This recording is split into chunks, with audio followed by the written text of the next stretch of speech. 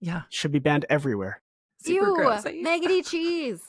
Yeah. Love maggots. Yeah. Blue cheese is bad enough. Maggoty cheese, that's too far.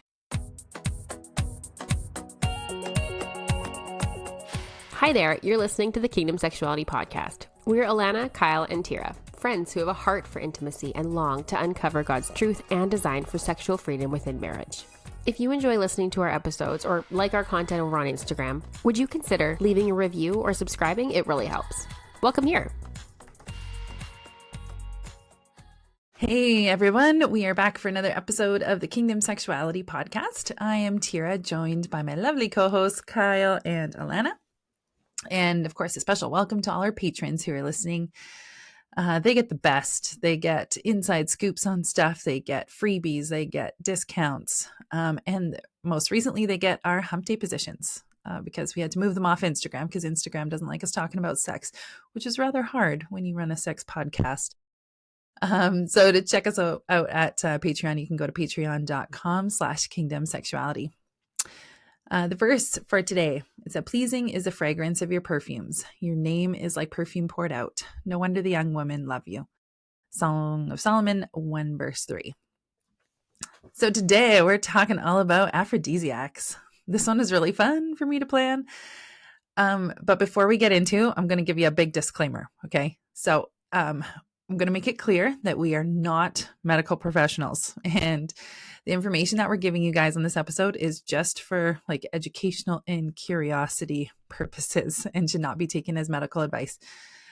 Please consult your doctor or your care provider, whatever you're doing, before trying any new herbs, supplements, or health practices, because if you have medical conditions or are taking medications or pregnant or breastfeeding, those herbs can actually impact those. So whatever you hear in this episode, don't go like, oh yeah, I'm going to go buy that in the store today and start, because some of these will actually have effect on things and you need the full picture first.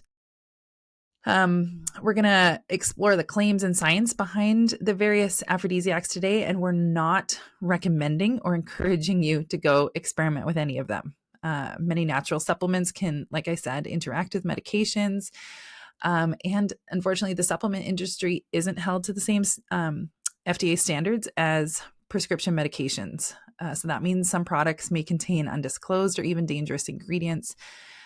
For example, a bunch of the places I was reading stuff have mentioned that some supplements marketed for things like erectile dysfunction were later found to contain actual drug ingredients, like similar to Viagra, and those ingredients weren't listed on the bottle. So it's really something to be aware of. Supplement industry is pretty much just as big as big pharma, but they're not regulated. So there's just caution, and whoever is prescribing you them, if you're with a natural doctor, they'll know which companies are better to trust and which ones aren't. So just needed to put that out there because we're going to be talking a lot about different supplements and things. And I don't want you guys jumping out to go and try them all. So listen with curiosity and discernment, and remember that your health and safety comes first. Okay, that is out of the way now. So first I thought we'd define, okay, what is an aphrodisiac? So they are substances, foods, drugs, or herbs believed to stimulate sexual desire, enhance sexual pleasure, or improve sexual performance. And the term comes from Aphrodite, the Greek goddess of love, which I totally didn't put two and two together, but that's Makes like sense. Obvious. It does make sense. Yeah. Okay, so before we start, what aphrodisiacs have you guys heard of? Like if we say that, what comes to mind? Oysters? Mm-hmm. No. Yeah? Chocolate? Chocolate. I feel like you're going to say so many, but like, oh yeah, I've heard that, and I just can't think of them right now. Yeah. I honestly can't think You know of what? Those are probably the two that I would have. I just always think chocolate and strawberries. But chocolate would be the first one that comes to mind. Yeah. Yeah. I think those are the two that I could come up with too, like naturally, or like off the top of my head, those only two. Okay. So I thought oysters is a funny one because oysters are so divisive. Like most people either love them or hate them. Mm-hmm. And one of the places said oysters like got their claim to fame too, also because they represented female genitalia well. Nice. So now you're going to think of them differently when you eat them. That's funny you say that because there's a minor league baseball team that just came out and their logo is an oyster, and that's exactly what it looks like. And it went viral on Twitter and social media. Oh, yeah. Are they going with that logo? Yeah, let me see if I can find their name. Definitely going to look that up. That's funny. Okay. The Chesapeake Bay Sox are now the Chesapeake Oyster Catchers.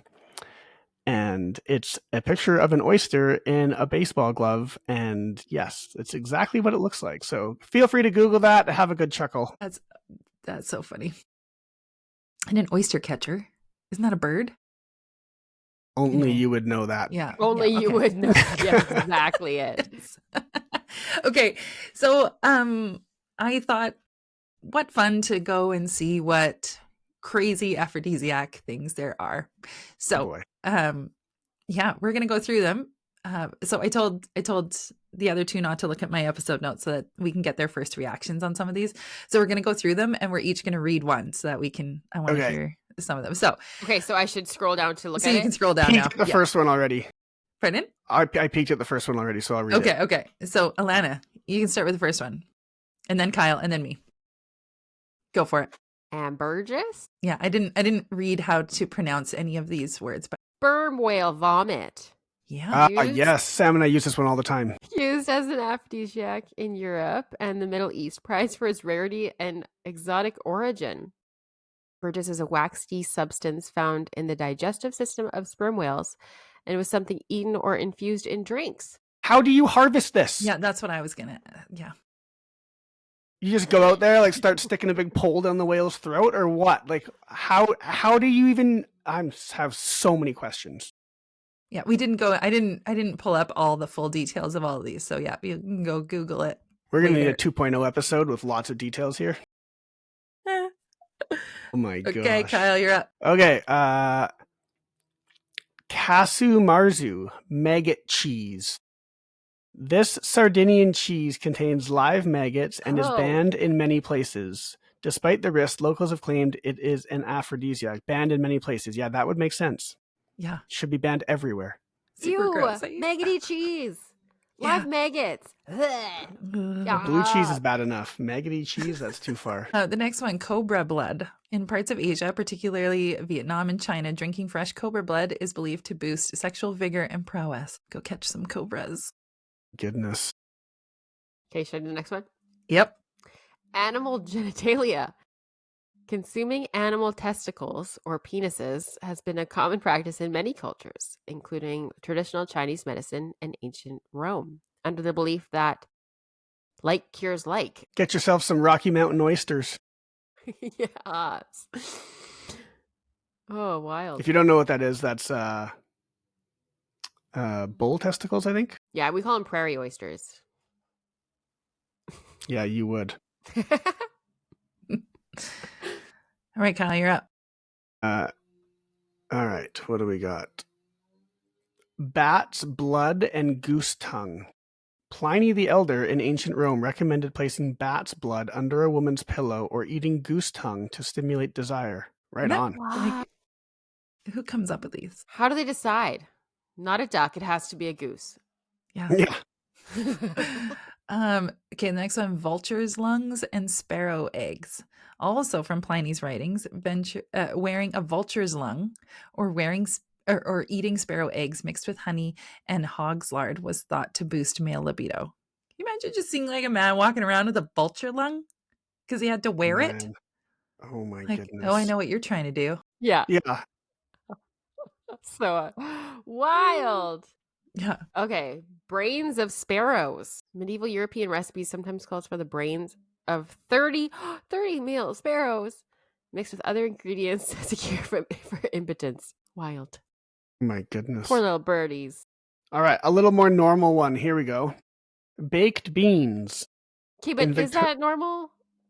Well, it's more normal than the sparrow's brains or sperm whale vomit. Yeah, but this wouldn't be doing anyone any favors. You'd be farting. This is okay. I know. This is actually attainable. Yes. Yeah. Okay. Yeah, that's fair. In Victorian England, beans were believed to have amorous effects, possibly due to their shape and nutritional value. They also have gaseous effects. I know. I'm like, That'd be a fun surprise. Oh, man. And then now chocolate is on the list. So the there we Aztecs go. considered chocolate a powerful aphrodisiac. The Emperor Moctezuma reportedly drinking it in large quantities to enhance his stamina. In the 18th century Europe, chocolate was so closely linked to passion that monks were forbidden from consuming it. I saw that on a few Interesting. places. Yeah. That's really interesting. Yeah. Honey. Okay, yes. I feel like I've heard honey before. In ancient Greece and the Middle East, honey was linked to love and sexuality, often associated with the mythical nectar ambrosia. Okay, mustard. Both in Europe and China, mustard was believed to increase blood circulation and arousal to the point that monks were sometimes prohibited from eating it. Interesting. It's interesting because I'm pretty sure mustard is known as like a like it works with your blood. It increases your blood flow, we learned this in school. There's I forget what it's called, but it's like a mustard paste, and you put it on your body to help increase blood flow. Yes. Yeah, this is a real one. Yeah. So what, you just like wrap your genitals in mustard and hope the blood makes its way there? Oh man. Then the maca root, native to the Andes in South America. Maca has been used as for a century as a fertility and libido booster, sometimes brewed into herbal coffee. Okay. I've heard that one as well. Bull testicles, cow cod soup. There we go. In Jamaica and parts of the Caribbean, bull's testicles are cooked into a soup, believed to enhance male virility. Artichoke. In ancient Greece and Rome, artichokes were thought to increase sexual potency and were reserved for men. So, lucky us. No women allowed to have sexual potency. Yeah. Heaven forbid. Next is lettuce. Oddly, ancient Greeks believed lettuce could both stimulate and suppress sexual desire, depending on the context. It's just water. But it can for do both. you, sir. It stimulates and suppresses it. So caution. Oh, boy. Dog meat. Oh, no. In some East Asian cultures, dog meat has been consumed for its supposed warming and invigorating properties, including as an aphrodisiac. Bird's nest soup. In China, the gelatinous nests of swiftlets are believed to have rejuvenating and aphrodisiac qualities. Wonder what a gelatinous nest. Yes. I have no idea. Curious. Durian. This pungent Southeast Asian fruit is famed for its supposed ability to heat up the body and increase sexual desire. Well, no, because as soon as you open it, you're going to smell it and you're going to die and there'll be no sex happening. So this one's false. Cloves in milk and blueberry juice. Medieval European handbooks sometimes recommended these mixtures for sexual difficulties alongside more bizarre remedies. I feel like that one would actually probably taste good. Yeah. Wait, so like, do you mix cloves and milk with the blueberry juice, or are these like two separate ones? Yes. Yeah, I don't know. Like, do I have to experiment now, I guess. Yeah, you gotta go try it. Come back. all to three. us. Yeah, there we go. Okay. So a lot of this episode is just going over what there is out there. So we're going to go into the more modern-y things and what their claim is and what scientific truth actually is about that item. So don't get too excited because there aren't really any that are super proven. So I'm going to start with the first one, oysters, because that is like, if somebody thinks of aphrodisiac, that's usually the first one. So the claim is that they're high in zinc, which is thought to boost testosterone and sperm production, thereby increasing libido. The truth is that yes, they are rich in zinc, which is super important for hormone production, but there's no solid evidence they significantly increase libido in otherwise healthy people. I know in my when I coach couples with when they're trying to get pregnant, I usually make sure the husband is taking something or making sure that he's getting enough zinc, because it's good for sperm, oysters, and for testosterone too. Yeah. Chocolate. So this contains feel-good chemicals like phenylethylamine. Good job. I didn't say that right, but some fancy word, and serotonin, believed to lift mood and enhance arousal. The truth of it is that while it does contain those compounds, studies haven't found any consistent aphrodisiac effect. The pleasure may be more emotional or cultural than chemical. We should also say that like the placebo effect is real. And so if you think yeah. these are helping, like stick with it. That's Yeah. like by all means. If it's doing something for you or you believe it's doing something for you, that's good enough. Yeah. We'll go into it later too. But yeah, also even the thoughts surrounding it can create the placebo effect, right? If you're wanting sex tonight and you're like, oh yeah, let's make oysters. Like, so yes, the placebo effect, but also like the symbolicness of it or how it's represented in culture, dripping hot chocolate sauce, no, it's not really an aphrodisiac in and of itself. Like the ingredient isn't, but how you're using them or what you believe them to lead to, because that's Right. what culture says it's going to happen. So it's going to happen. Also, these like libido boosting chocolates are super popular right now. Yes. Yeah. I was going to go into some of the on the market stuff. Totally forgot. Yeah. Yeah. Okay. We'll keep going down the list. So ginseng, especially red ginseng, is said to energize the body, supporting the nervous system and improve erectile function and libido. So some clinical studies show red ginseng may help with erectile function, especially in men, but effects are mild and won't work for everyone. So talk about that in the penis book too. Oh yeah. And he concludes the same. Okay. Yeah. The maca root, which we actually mentioned already in the ancient ones, known as the Peruvian Viagra, is said to boost stamina, fertility, and sexual desire. The truth is a few small studies suggest that it might help with libido, but again, evidence is limited and more research is needed to confirm. It's really interesting, like researching all of this, how little study there is on it. Like you would have thought that something that could help boost libido would be something that would have been studied. Yeah, that's true. A lot. And there really isn't. Like there's like small little batches here and there of like tiny studies, but they're not good quality studies and they're not the full scope. They're like what do you call it? Like the studies that lead to say, hey, we need more studies about it. Right. Like they're just the investigative ones kind of. Ginkgo biloba, believed to enhance blood flow, which may improve sexual function. And truth, while it may help with circulation, the evidence for actual sexual enhancement is mixed and often inconclusive. So that's the other thing. Some of these supplements help with blood flow things, but it doesn't necessarily lead to more desire. And even some that might help with a little bit of desire, it doesn't help you with like the enjoyment of sex. It's just helping you get to the sex. Right. I had to look this one up. I didn't even know what that was. It's a plant, for those wondering. Saffron, traditionally used to boost mood and arousal, especially for people taking antidepressants. This one I found really interesting. Some studies show mild improvements in sexual function in certain groups, but the overall effect is small and inconsistent. This one had, like for people on SSRIs, saffron could potentially help because that's that main kind of antidepressant class that lowers your libido. There was a study done with rats that showed when they took saffron that they were able to, what was it? They were aroused faster, but they also came faster. And then the time in between, what is that? The refractory period, like the time between ejaculations was quicker, but again, they didn't last as long.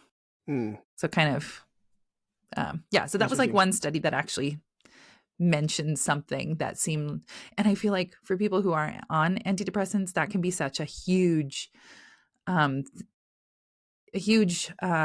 effect that actually affects life, with having a low libido. And so if you are one of those people and you're really having a hard time with that, go and talk to your doctor, because there are sometimes different medications that you can try that aren't in that same class, or your body reacts differently to the different kinds. I know I say that really like, oh, just go switch your medications. And I know it's like, it takes forever to find the one that works for your body. And that's not a simple thing. Saffron's also freaking expensive. Yeah. Probably more expensive than like the pharmaceuticals. Yeah. And talk with somebody professionally. If you're going to try saffron, like I didn't do any digging into like dosages and how to do it and how it affects or counteracts medication. So go talk to somebody about that. And I'll also put a caveat in there too, that if often pharmacists actually know a lot. And so that can save you a trip to actually going to the doctor, because the pharmacists are the ones who deal with the actual pharmaceuticals and what goes on. They have a whole system where they can look it up and what interacts with what. So if you are taking a medication and you're wondering what can disrupt it or whatever, even some of the natural herby stuff, like go and ask the pharmacist as a first place to start. Okay, next one, fenugreek. This is thought to support testosterone and estrogen levels, possibly increasing libido. Truth is, some early research suggests a small boost in desire, but the evidence isn't strong or widespread. And fenugreek actually has a lot of other good things, like for breastfeeding. It can increase your milk production. It's also used in our menstrual, if you're having issues with your menstrual cycle too. Fenugreek has some, like I said, it helps with your estrogen levels and things. It's an herb. It has a distinctive maple-like flavor and aroma. Yeah. That's fun. Yeah. Yeah. You can buy it as an actual herb to add to things. Or you can buy it as a supplement. Pistachio nuts, said to improve erectile function thanks to healthy fats and heart benefits.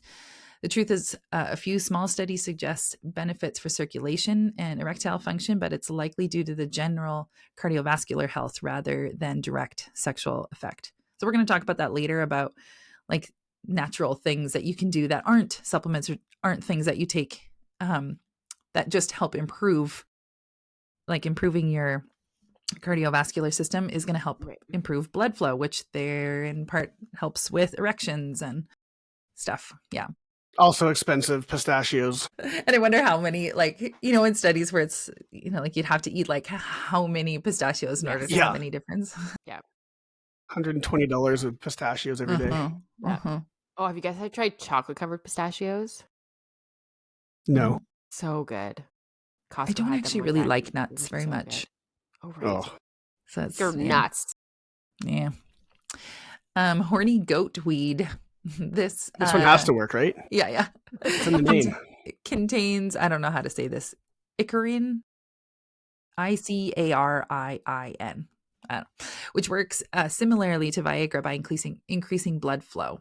The truth is, icarin does act like a natural PDE5 inhibitor, which helps relax and widen the blood vessels in lab settings, but human studies are limited and the product quality varies greatly. So that's one of those things, again, if you're trusting your supplements, you need to know where they're coming from and all that. Okay. Red wine, believed to lower inhibitions and increase sexual desire. But the truth is, a small amount may help you relax, but too much actually decreases performance. Any benefit is psychological and dose sensitive. So obviously person dependent.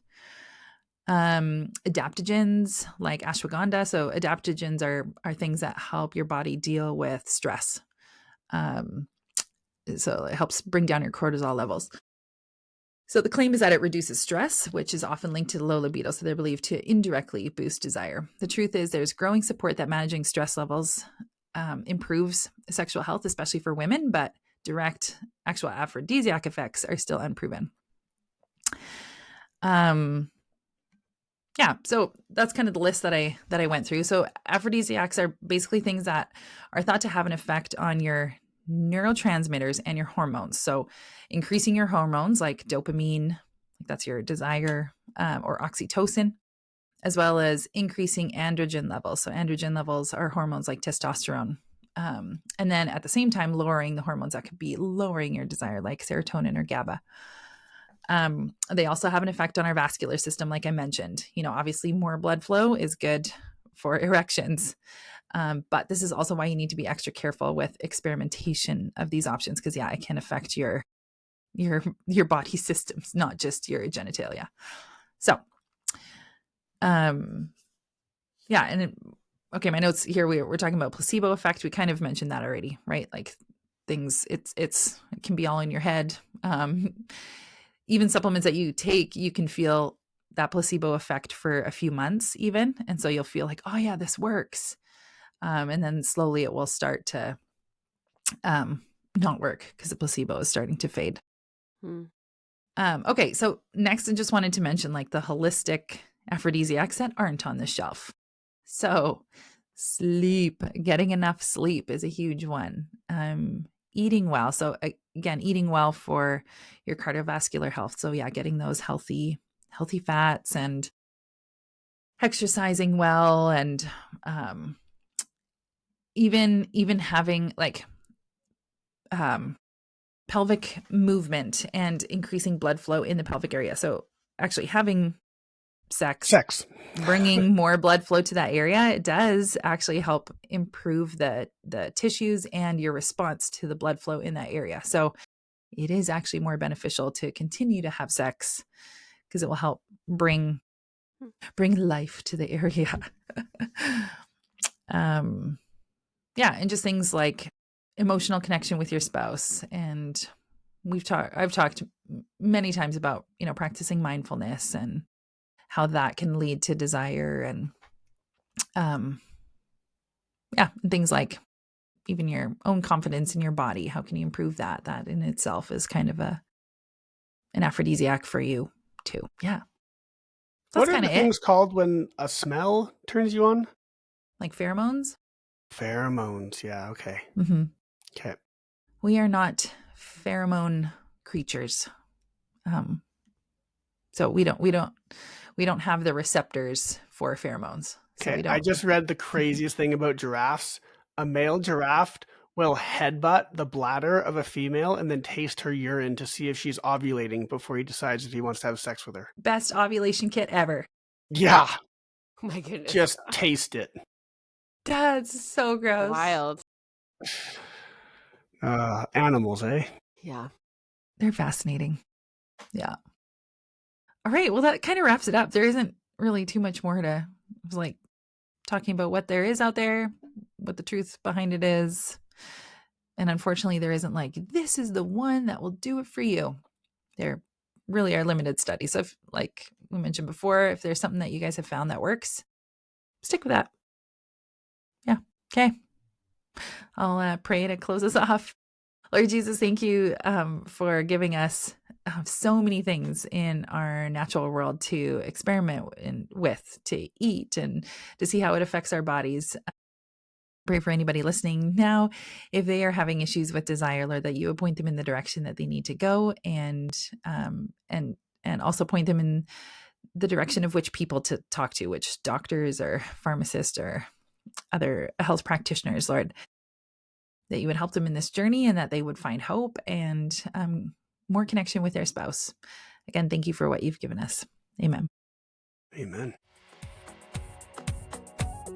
Hey friends, thank you so much for listening to today's episode. If you like our content, please like, review, and subscribe wherever you listen to your podcasts, and tell your friends too. Thanks so much for journeying with us today as we tackled the hard questions and dive deep into godly intimacy. Make sure you follow us on Instagram to see more of our content, and check the show notes for any links we might have mentioned in today's episode. We're so grateful to be on this journey with you, and we can't wait to see you in the next episode.